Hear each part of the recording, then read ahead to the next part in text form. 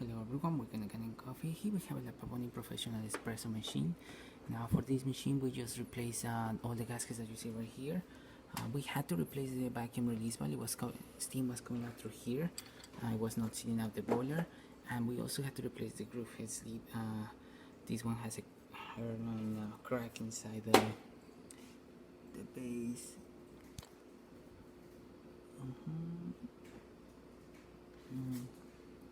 The one that you see right there, and we also had to replace the gaskets pretty much of everything. So yeah, we replaced the side glass, gaskets from the side glass, piston, group head, and we also had to replace one of the pins that it was just completely rusted.